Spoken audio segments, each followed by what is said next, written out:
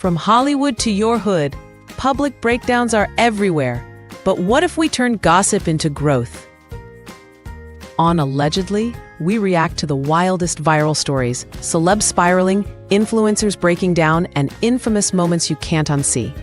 But we don't just watch, we work. We break it down, do the self-work, and find the breakthrough hiding in their mistakes. New episodes drop every Monday on YouTube at My Coach Ministry, because your healing might just begin with someone else's headline. Allegedly, where the breakdown is the beginning of your breakthrough. Okay.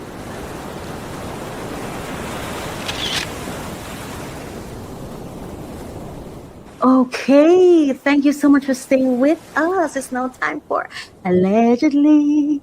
Allegedly. Oh my goodness. So we're going to go into our hot topic, trending topic segment. And before we go ahead into this, please, just a reminder that this segment is where we transform gossip into growth.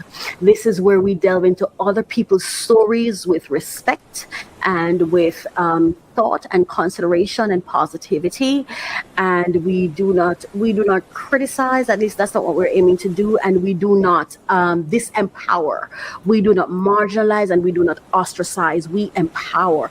And as we go into their stories, the goal is to go into their stories, listen to what the story is about, allow it to inspire us to do our self-work, to work on self, so that we can experience breakthroughs. That's the goal here. So we're not here to criticize or to tear anyone down or to,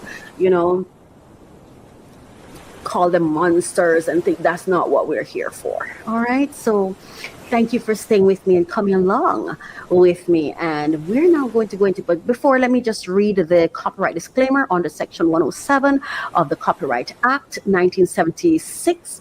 Allowance is made for fair use for purposes such as criticism, comment, news reporting, teaching, scholarship, and research. Fair use is a use permitted by copyright statute that might otherwise be infringing. The intention here is to use it for the things listed. So we're going to go into, today we're going to be talking about, we're going to be going into the two interviews by two of our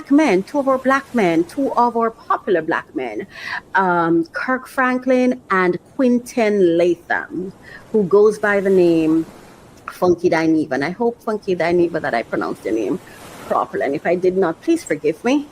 But I hope I did. I think that's what I heard you say, Quentin Latham. So Quentin Latham. So, all right. Yeah, Funky Dineva. And Funky Dineva is a podcaster. He's a YouTuber. And he's someone that I listen from time to time because I find him to be very authentic. And that's what I really, really like with him. And not just authentic, but I feel like when he speaks on stories, I feel like not only does he bring out the real, sometimes he has some real wisdom, to me, that he shares in those stories. And I feel like with him, he has this heart for his people. I feel like he has a heart for his people. I mean, sometimes he goes overboard, because one day he said, they should just go under the jail or just die or whatever. And I could see the frustration on him when he said that. He was just frustrated, and like a lot of persons were, based on the coverage and how the whole case was handled or mishandled, in my opinion. But other than that, he's somebody worth listening to every now and again. Everything in moderation. And then we have Kirk Franklin, of course, who is an artist, a gospel recording artist who's been very successful. A lot of us have listened to him and prayed and worshipped and all of that, so because he's a gospel artist, if I didn't say that before. And so these are the two men whose stories we're going to be listening to today, or their thoughts on today's what is happening in our world today. So we're going to go into that right now. All right.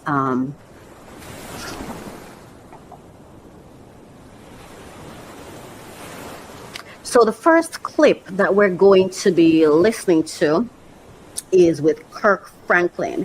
And this is compliment of Cam Newton's Funky Friday podcast.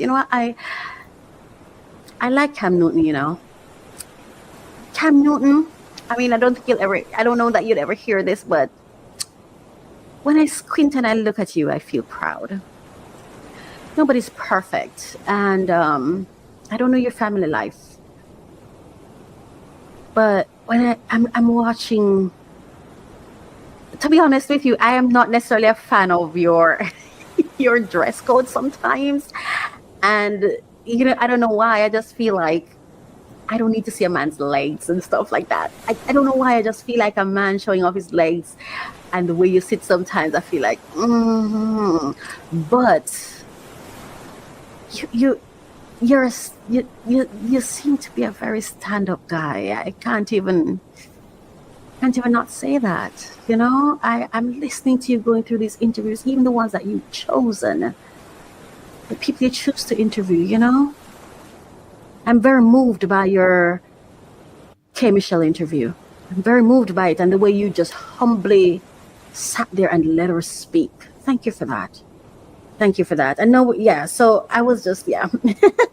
So I just want to credit him for this interview that we're going to react to right now. All right? So let's go. Told the story before. Look at them. Oh my God. No, let me say this, okay? Before the waterworks come, I'm going to do everything I can to not get emotional, because I really don't want to get emotional on this particular this program. I made a commitment to myself that we're not getting emotional on this program. That's not what this program is for. But we're touching sometimes on some close to home topics, okay? Some close to home topics. So please bear with me. Bear with me, all right? Thank you. Thank you. Let's do this together. But tell the story for the first time in my life. Mm-hmm. This is why I stopped talking to my biological mother. So he's about to tell us why he stopped talking with his biological mother. And I've had mother issues. I still have mother issues, and my mother is no longer here. I've grown to love her, and I still have mother issues. Like, I feel sometimes like all my problems connect back to my mother. Here it is.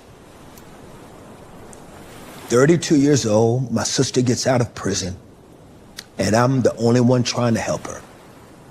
And she needs a lot of help. Where's she going to stay? What is she going to do? Because again, she's been in prison with this institutionalized drugs, all these different things. I found a ministry that I paid these two ladies to just kind of mother her and nurture her. And she stayed in their house with a few other ladies and young girls that were kind of going through the same thing. And my sister was still struggling with drugs and, her body and use for drugs and all these different things. And it was more than a 32-year-old boy could handle. Correct. And so I say to Monica, I'm so sorry. Let me just note this, right? I chopped the interview up based on the part I want to talk about. So please know that this is not how it flowed. This is not how the interview flowed. Just for credibility, I just want to share that. We need to, and to the ladies my sister's living with, we need to find a way to get people together to help my sister. Right. So we reached out. I had somebody it was either Monica, somebody reached out to my biological mother, Deborah, Sandra, and then they have another sister named Dee Dee. And we needed to do an intervention to help Sawana. Because again, this is not my daughter. Sawana's not my daughter. She's my sister. Sawana has a real mama living. And so we met up all together at the house that Monica was, that Sawana's daughter, Monica, was living in. And when we all met up, everybody showed up, but my biological mother, she showed up with her new husband. Nobody had ever known this man. Nobody knew who this man was. She shows up with her new husband. So we're trying to do this intervention. And it's not going well because my biological mother has always had a temper. And the way she was communicating with my sister was not compassionate, was not healing. And it was a struggle for me to watch the way she was handling my sister. It was very difficult.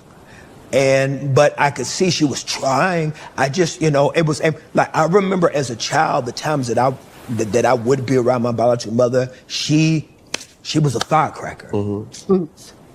I'm a firecracker. Correct. I got that too.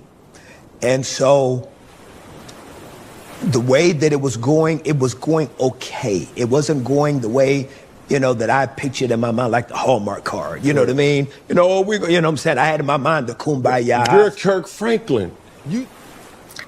I just want to pause right there and say something.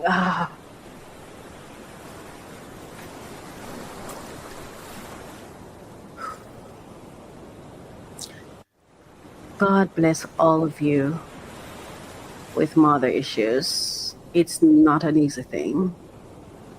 Mother issues is just not an easy thing. I don't know if it's something we can ever overcome. I know for me, it is something that I remember when I was like 16, I hated my mother, but that changed for me. I'm not quite sure when it changed, if it was. I think it was like after she passed.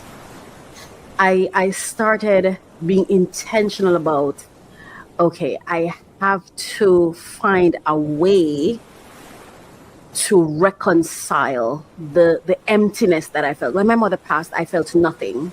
I still haven't felt anything, and I'm hoping that one day I will feel something. It was just emptiness. I never felt good or bad. It was just this emptiness. It was just this nothingness. Nothing. Yeah. But I have gotten to a place now where I have taken the time to really just sit down and think about her. And also I've had some memories of times when, because for a long time I had just bad memories of her. I remember as he spoke about, his mom having a temper or whatever. I remember one day I asked my mother, I was in high school, around the same age, 16 or whatever. I asked her, why did she leave? I remember she said, we're suffering, Racquel, we're all suffering or whatever. And then, oh my God, I asked the impossible, I suppose. Because I then followed up with, so if we're suffering, why did he leave me? And all I felt was the slap across my face. One slap across my face, and she had her hands were fat like mine. And for a very, very long time, because at that age, I just thought she hated me. That's all I thought. I wasn't thinking at the time that question might have hurt her because maybe she had guilt around leaving me. I wasn't thinking, that's not what was on my mind. I just felt like she hated me. And so that was what I got. You know what I mean? But I've realized that for a long time, all I remembered were the bad things she did. Then I started remembering little things she did that I thought were bad. Like I remember she used to force me to eat my vegetables. And I thought she just hated me because she wasn't forcing my sisters. So why is she forcing me? And I'm like, I don't even live with her. I come here to spend some time or whatever. And it's just, she bringing me into the kitchen to teach me to cook rice. And as a teenager, I just didn't understand it. But I look back now and I realize, one, I had anemia. I don't know any of my other siblings had it. So I realized the reason she kept pressuring me, because I remember at school, I was fainting all the time. And they found out it was anemia that I had. So that is the reason she kept telling me to eat that's the reason she kept forcing me to eat vegetables. So that actually was an act of love, kindness, you know what I mean? But I misinterpreted it. And there were other things that she did. I remember one day, my mother, the person I was dating at the time and I were driving through this parish, and one of my sisters said to me, that's the parish my mother is in. And I'm like, yeah, where? Because I hadn't seen her for years. And she told me where, and we drove up there just to say hello. And when I went to say hello to her, and she came out and was like, oh my gosh, Racquel, whatever. Looking back, in the moment, I had a very different interpretation, but looking back with a greater awareness of myself and everything, I feared my mother, right? And even though I went to see her, I wasn't expecting anything good to come out of it. And I remember she came out, and looking back at it, she was happy to see me. She did something that, and I was in my early 30s, either late 20s, early 30s, right? And my mother took my hand I hated her for this. But when I look back at it, I'm like, girl, this was her way of showing love to you. She took my hand, it was my right hand, and she dragged me. She lived in this horseshoe community, right? Where it's like you go down and come back up, cul-de-sac. That lady, God bless her heart, she took my right arm and this, let me tell you, in the experience I had at the time, not looking back, she grabbed my hand and she dragged me to every single house, and she knocked, knock, knock, knock. Hey, so and so and so, this is my daughter. She works at and she went to the next house and she did the same thing to me. In that moment, she was dragging me all around the place. She didn't like me, and so she's doing this to me. And she took me. My mother knew every single person that lived in that horseshoe community, in that cul-de-sac. She knew. We must have stopped about 20 houses. She knocked on every single door, and with glee and joy, this is my daughter, and she works at da da da da da.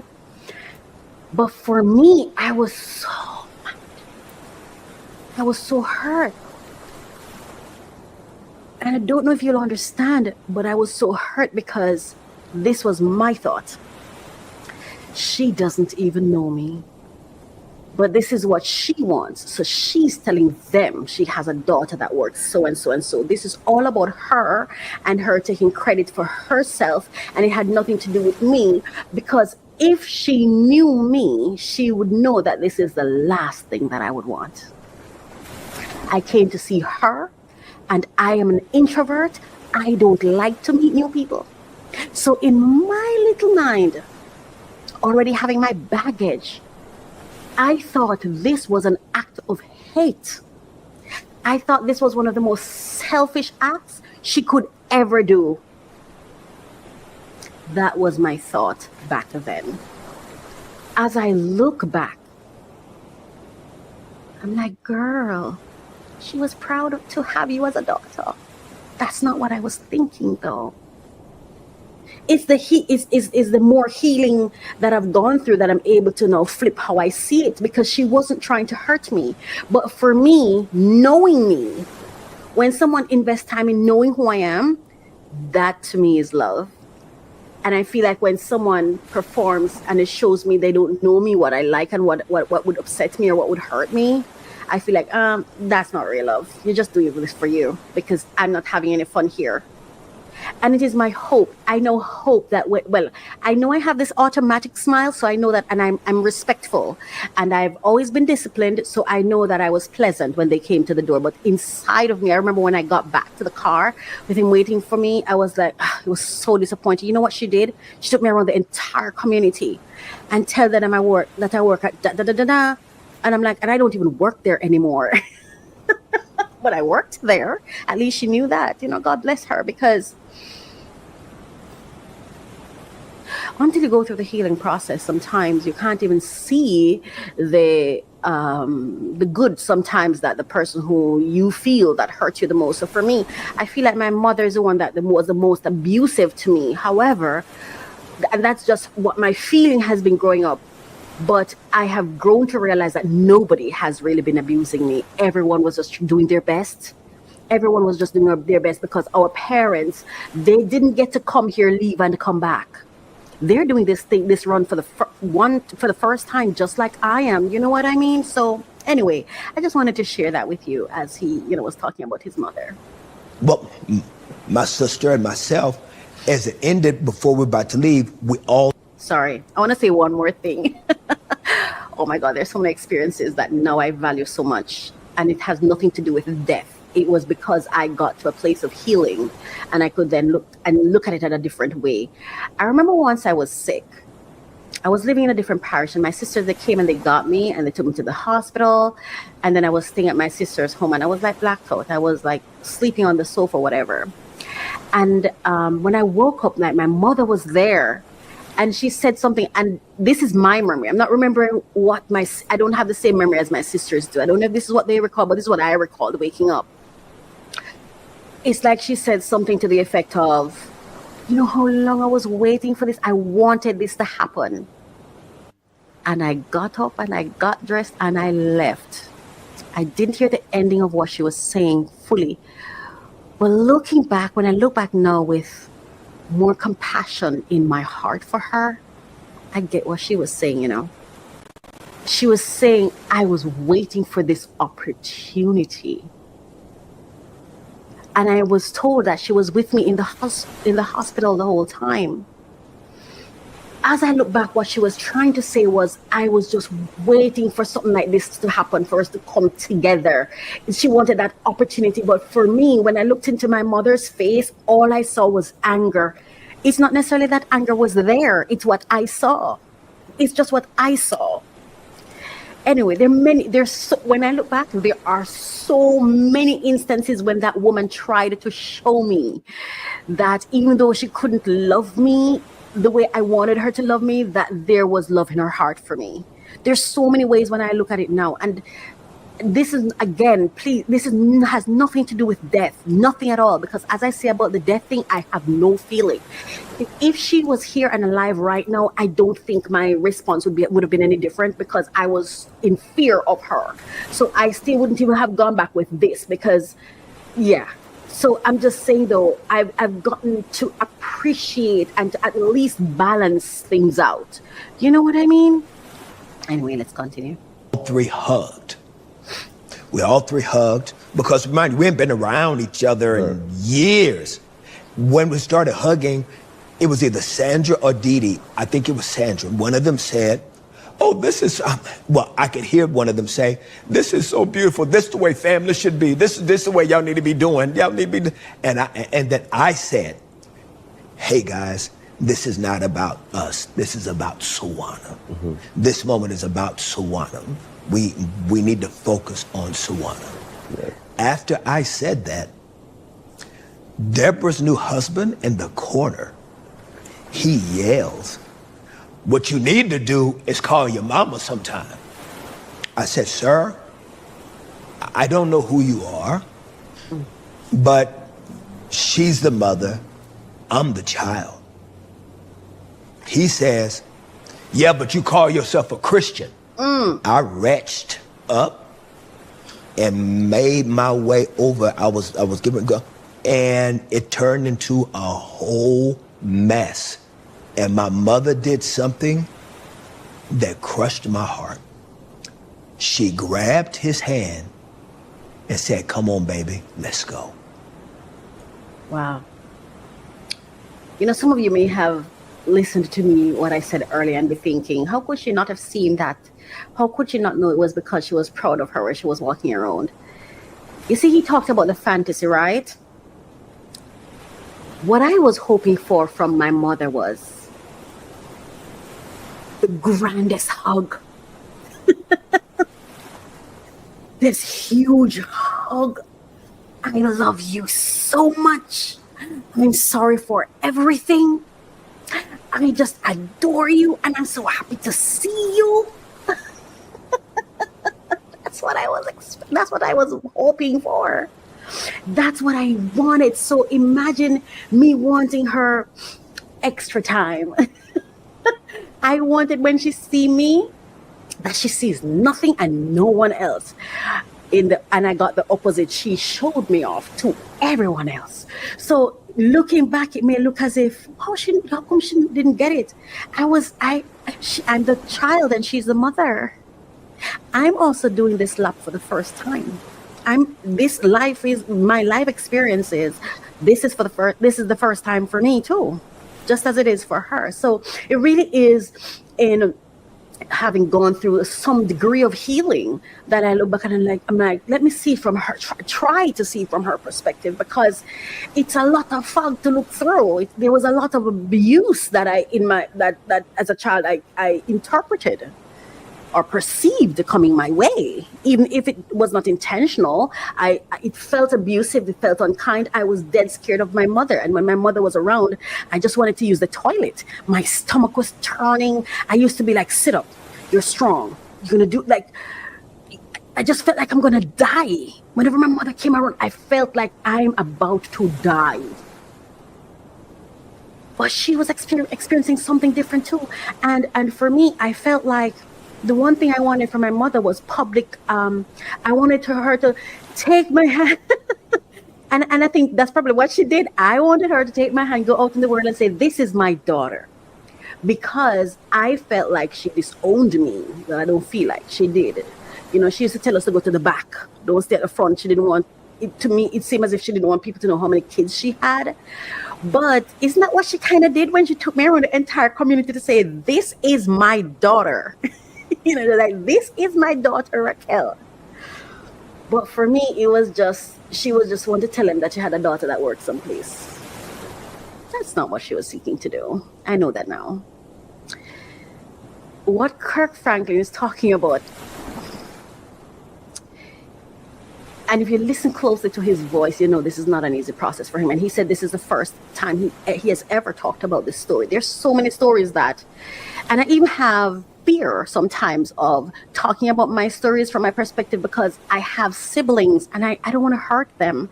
And I feel like they were so much closer to her than I am that I feel almost like I'm trespassing. Not almost, I am trespassing. She gave birth to me, but I don't feel like she was my mother. She wasn't mine. I feel like she wasn't mine in life and she wasn't mine in death, you know? I remember I wanted to read, I think it's 1 Corinthians 13, that 1-8 about love. I wanted to read that at a funeral. I didn't get to, and it's okay, you know, but it's weird talking about my mother because I don't feel like she was mine. She's mine. She's not mine. I literally feel like I'm trespassing by sharing the story, and to be honest with you, I don't even know what repercussions may come from it. You know what I mean? Anyway. And she walked out of the house on her 2 kids. And she stood by the side of this NIGGA and walks out with him. And they told me I must have blacked out, because they told me what I said. Is they said I followed them outside on the porch, because in the hood you got porches. Yes, sir. They said I walked out and followed them on the porch, and I yelled at my mama, "That's right, go ahead and walk out like you always do." You know the one thing, and gosh, I love my sister so much. I hope she knows I love her. I remember my older sister, when my mother was in the hospital, she was stooped down on the ground, and she was just there. She's like, she needed to come talk to her, Racquel, and Racquel, you need to tell her everything, get upset, say what you have to say, Racquel. She wanted to come and tell her and say what you have to say. You need to say what you have to say. You need to say it. You need to express yourself. You need to say it. But for me, I stood there and I'm thinking, this lady is in a hospital bed. What am I going to say to someone in a hospital bed? I have nothing to say. The one thing I wished was that I just asked the question, did you want me? And if you didn't have me, why did you have me? Why am I here? Anyway, I never said anything,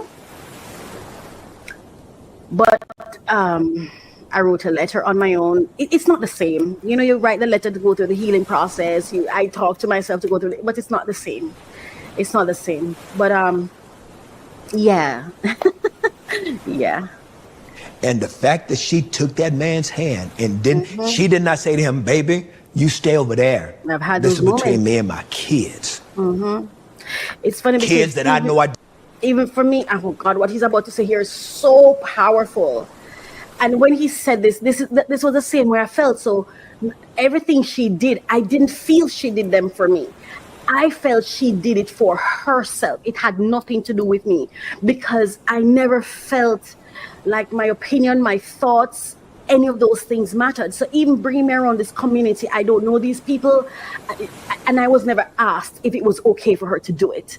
So I mean, looking back at it, I'm like, okay, great, because she said she owned me. She owned me. But what he's about to say will give some insight into why for a child it would seem so foreign, or so not with not for necessarily in my interest. You know what I mean? But he's going to talk about it.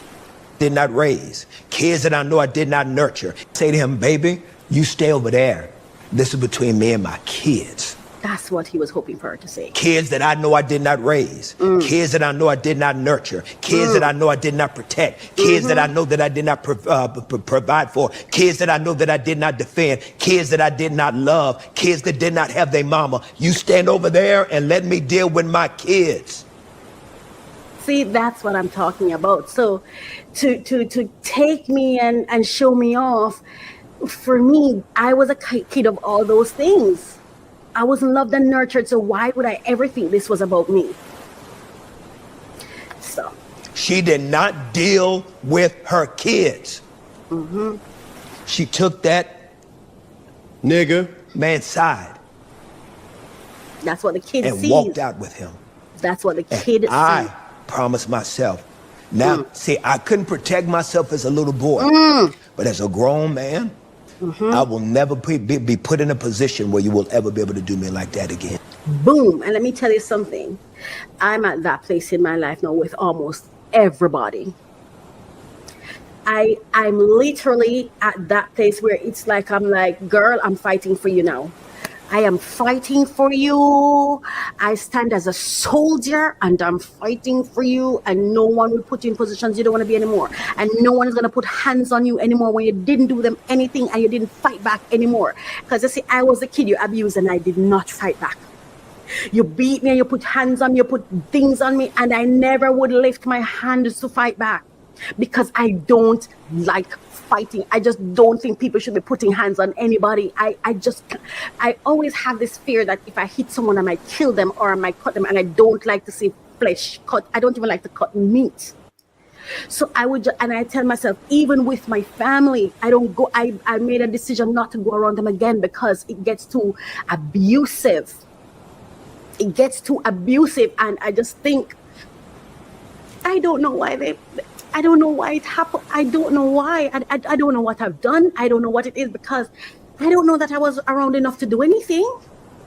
And I'm telling you, I'm not the kid to, let me tell you the things you'd find me to be doing wrong. I'm not talking to anybody. My head is in my book all the time. I'm lazy. I don't like to do housework. So you ask me to do something, I will drag myself, or I would not want to do it, or I will complain. Those are the things.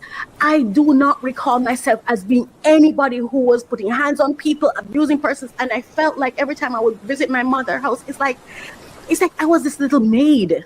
I felt like they weren't necessarily happy that I was there, or happy to see me come. It was just, okay, do this now, do this now, do this now. It was just work. It was just this constant. And even when it's not my duty to do stuff, and I felt like my other sisters, like I was a Cinderella or something. That's just how I felt. It was just how I interpreted what was happening. And I feel like every time that I let my guard down, or I go in, because I'm a lover, oh my God, I'm desperate for love. So I'm always giving it. Because I wanted my mother's love so badly that when I love someone, I'm all in. I'm all in. I don't know how to go halfway. I am all in, right? And when you're all in, and then you find that they didn't even want you here. They don't even like you. You were just a pass-through. You were just something that they were being polite to tolerate, or you know what I mean? It's hard. It's really, really hard. And I made a promise to myself, just like he said, I'm never letting this happen to me again. So you know what? I stay home with myself. I don't even take chances going on the road. I go there when I have to. I'm very intentional now. I'm intentional with people, because I will not allow myself to be abused anymore. And I promise you this today, if someone put hands on me again, God help them, because I love her. I've gotten to know her so much, and I love her now so much, and I'm prepared to kill for her, because I've had it up to here. I am done having people abuse me. I am done. Those days are expired. You're not putting hands on me anymore. And so I stay away from people I love, because I feel like people who say they love you only take from you. It's like you become a pastime to them. So I don't know that I don't even know what love is. What is that? Because every time I've ever heard it, the people who say they love you are the persons who misuse you and abuse you at times. You know what I mean? So I had a client the other day I was dealing with, right? And I did something that she really, really loved, and she was so happy. Something that she was trying to achieve and she didn't get it. And she came back to me because she was a client before and she left. She ended the project and then she said, and let me tell you something, today I want to let her go. Tomorrow I want to let her go. And the only reason I'm serving this client is because she won't let me let her go. She said the words that ain't nobody needs to say to me, because I'm just not going to keep you around if you say it. She said, I love you. And I said, I really don't do the L word, but thank you. And she said, what? Why? But you're such a nice person. I said, I'm at work. This is work. And I don't like the L word. And I remember she went on to say something, and I just said to myself, I said, Racquel, go along. Yes, when I came off that call after I said, Racquel, let it go ahead, I was so mad at myself. I said, girl, you're supposed to be standing up for yourself. You failed. You quivered, you failed, you let her carry on with something you didn't want. How many times am I supposed to tell you? You're no longer supposed to take what you don't want. And I became so mad at myself, and then I went back into the, recommitment again. We're not going to let this happen again. Because you see, I feel like I'm the kind of person who allows myself to be abused. I have been that kind of person, not by thought, but that's how I've been going up and everything, because I just wanted to be wanted, be accepted, so I wouldn't fight back. What I would do is run away, disappear. I wouldn't fight back. I would just take myself away. But now I'm determined to stand and fight for myself, and then I let myself down. That's how I felt like I let myself down. And so because of that, I know I'm fighting to, Racquel, don't try to disappear. And she's like, no, I want to work with you. God told me to work with you. And I do want to support her, and I do want to help her. And I'm really passionate about what she's doing. But I told her, no more of that L word stuff.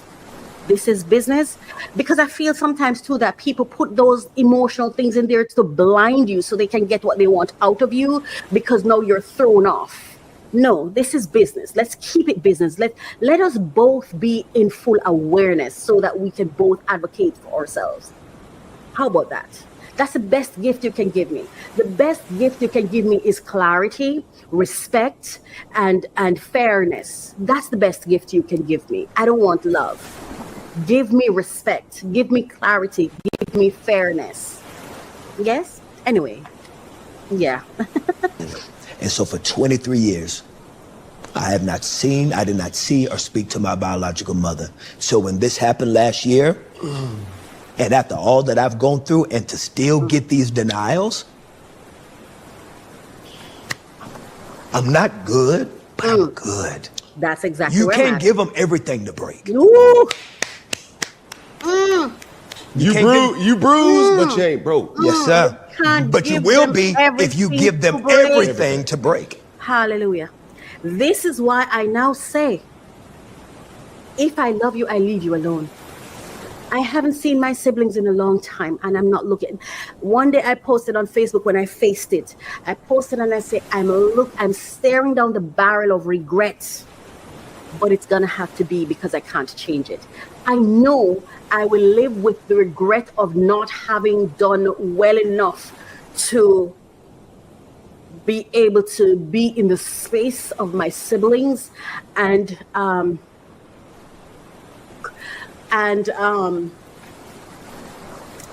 fail at having a relationship with them. That I'm gonna die with. I regret it, but I know I can't mend it. I can't fix it, because I cannot again present myself to be broken again. The little that I have left is for me. I can't risk it. I can't risk it.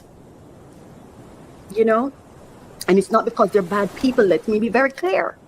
These are amazingly wonderful human beings who have gone through some things.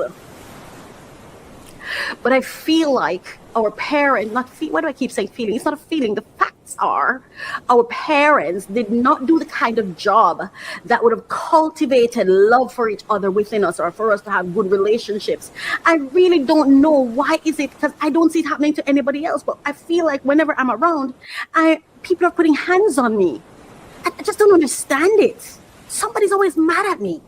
I think I was a spoiled child, but unless someone has some misconceptions around how I was raised, they don't know the facts. Because I was bouncing from home to home. I never had it any better. I just took what lemons I had. And I determined I was 8 years old when I made a commitment to myself. I said, Racquel, I was scared in the hut I was staying up on top of this hill. That's another story I'll tell another time. I was dead scared in the night by myself, and it was dark, and I kept hearing sounds outside, and I was so scared. I said, get up and go outside, face it. And I went out there and I faced it, and I draw this air cross. I was so scared. I said, okay, they said Jesus died on the cross. How can you use the cross, Racquel? You've got to use the cross. 8 years old.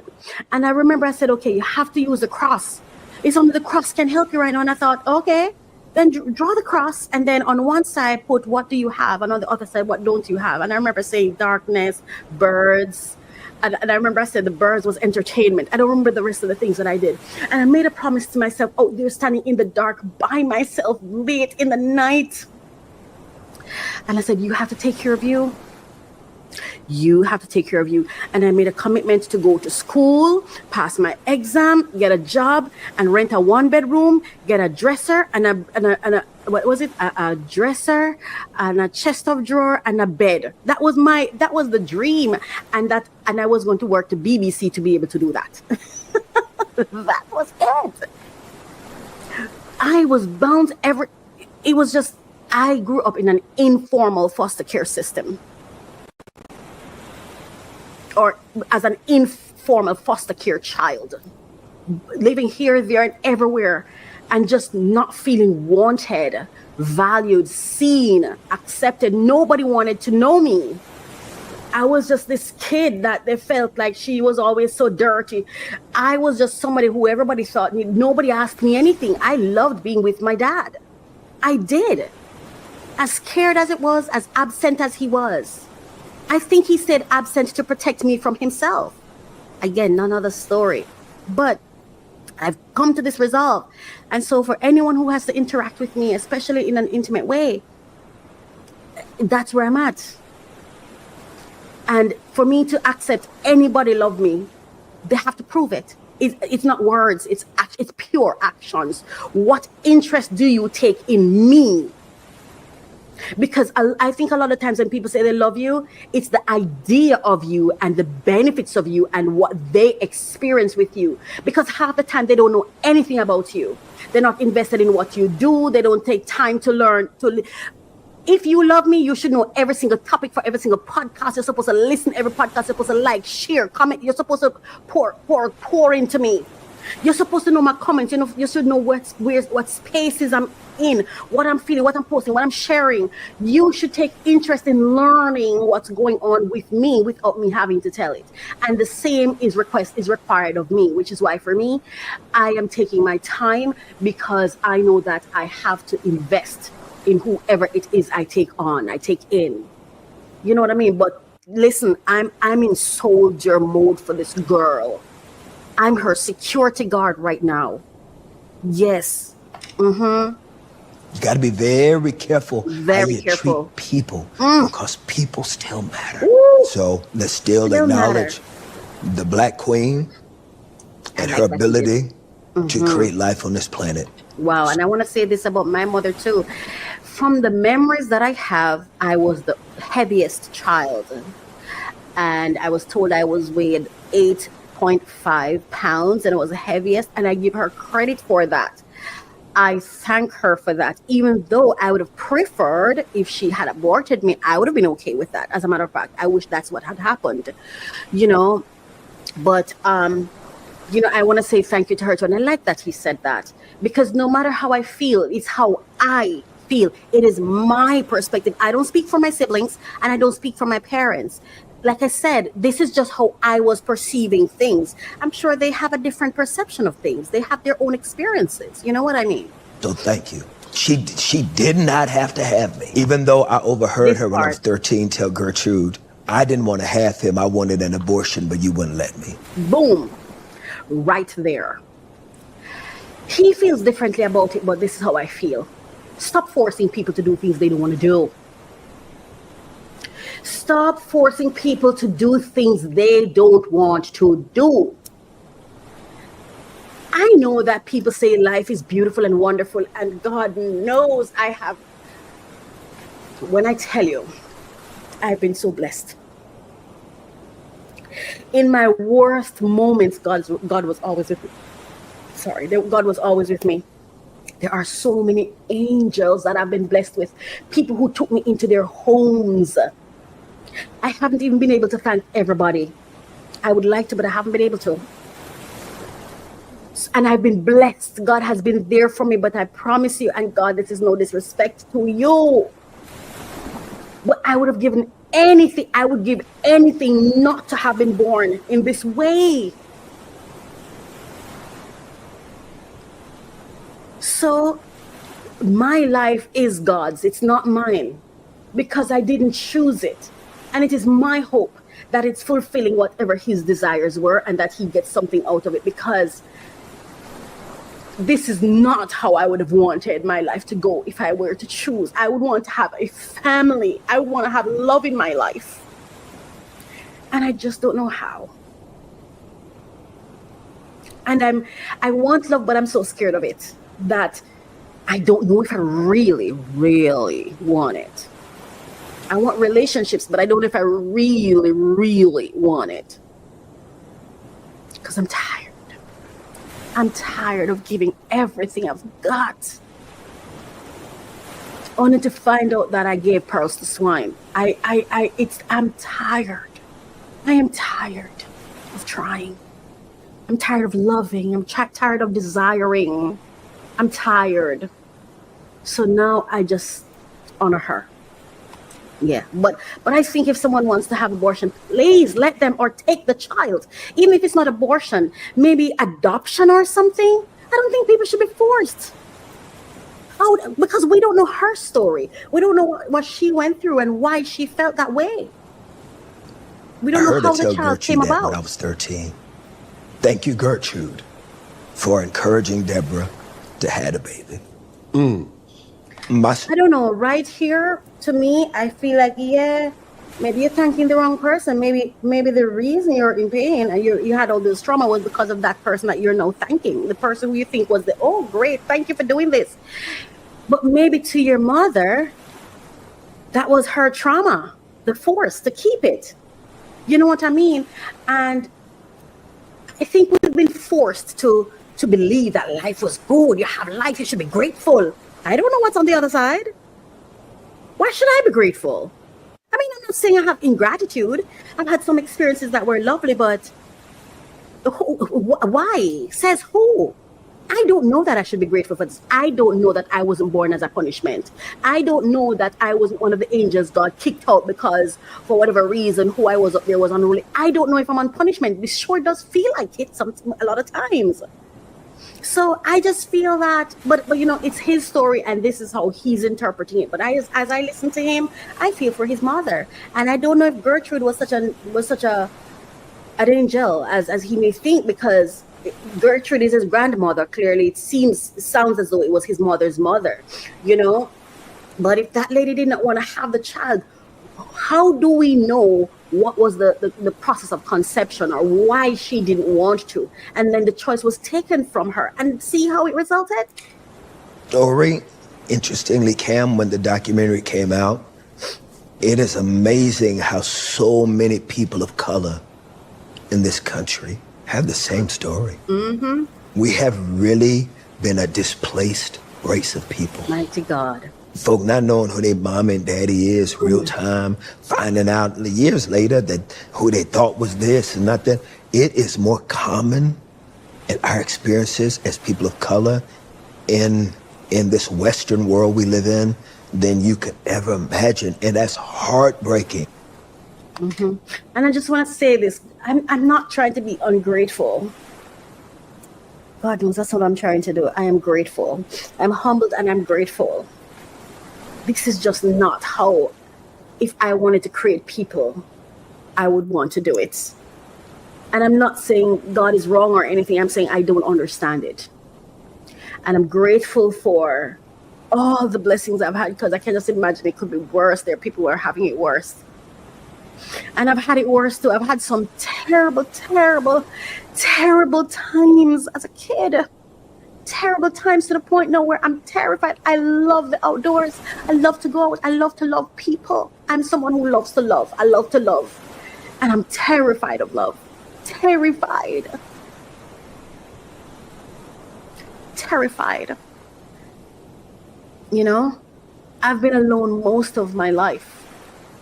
Like, felt alone by myself because I don't necessarily feel like there are good intentions around me in my best interest. I feel like everybody's here for themselves, doing things for themselves. And that's not necessarily true. It's just how I'm feeling. And so I feel like I just can't go through, I don't want to go through those pains anymore. The betrayals, the disappointments, it's just a lot. You know, but I'm still grateful. Those words, what he just said, and when you really think about it, and even for those who have met and who sometimes know their parents, sometimes who you think is your parent is not your parent. Sometimes the one who is a parent is broken and does not have capacity to truly love you. I was looking at this, and I don't have it. I was looking at this thing from Paris Hilton the other day, her wedding picture, and I sat and I looked at it and I had a conversation with myself, and I said to myself, isn't it interesting that this quote unquote softness that Paris was displaying, this is the expectations they have of us. You should be mannerable and disciplined, and you should be soft. Here it is. You should be soft, you should be this, you should be that. I wasn't given affection as a child. So how are you expecting affections of me?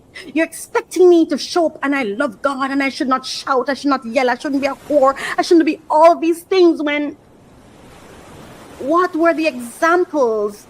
What were the seeds that were planted in me to produce that? It's like you want me to fulfill this fairy tale that I never lived. I never lived it. But you're wanting it out of me. What is that? Anyway, let's go, because this, you know, I don't even know if I'm going to go to the other story, but here it is. I just want you to see the picture of it. The picture of perfection that I feel like this is what they want from us. This softness, this love, this compassion, this all of these things. But as a black community, did we receive that? Where are we supposed to get it from to give it? You know? Let me continue and see if I can go through this one, because time. I've started embracing, actually, when I get it wrong. So this is Quentin Latham, otherwise known as Funky Dineva, and he's talking about manhood and where we are as men, where our men are in today's society. He's on Revolt News on YouTube. Sometimes, you know what I'm saying? I actually love that. I think it adds a beautiful piece of nuance to it, because we do gossip wrong sometimes. We call our friend, we tell the story wrong and be like, oh shit, girl, I got it wrong. I don't say he was down there cheating with Stephanie. He was really down there with Michelle. You know what I'm saying? I love it. Creates an opportunity for me to come back and say, y'all, I got it wrong yesterday. There is a conversation that needs to be had in-house amongst the straight black male collective. It's time. There's a conversation. You know, black women are excelling in so many different areas. They've mobilized. They got their sister thing. They getting their degrees, getting themselves together. And there is this, you know, super toxic masculine push to be alpha males and to be leaders and want to be in charge of everything.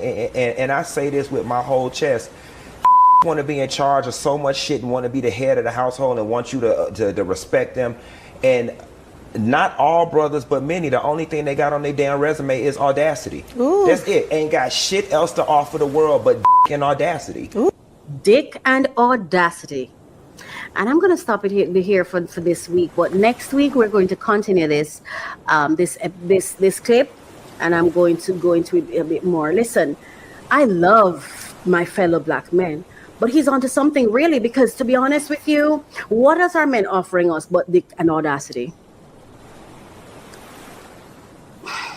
Even if they're not the one that proposition you, even if for me, sometimes I just want to have experiences with men. For example, you have even said, I wish I had a male friend. But I feel like if you're kind towards a man, if you're friendly towards him, it's like he feels you want dick because you're single.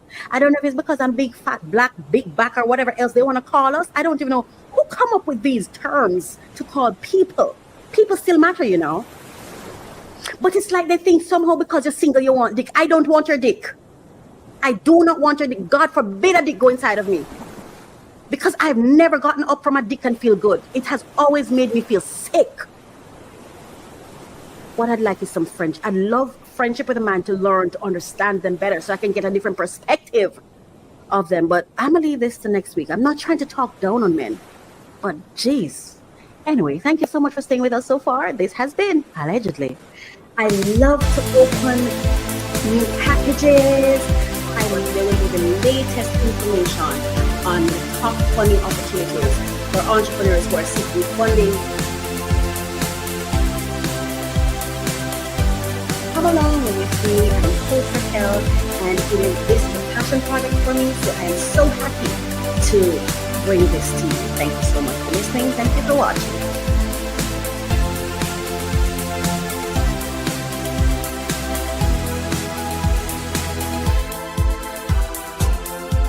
Unlock your potential every Thursday with our podcast, Refresh, Relax, Renew. Join Coach Racquel as she guides you through personal development journeys. Each episode focuses on actionable steps to enhance your personal journey. The podcast features 3 main segments to keep you engaged. We start with discussions on trending topics relevant to your growth. Then we unbox solutions to common challenges we face daily. Finally, stay updated with fresh funding opportunities each week. Tune in every Thursday for new episodes, and see you there.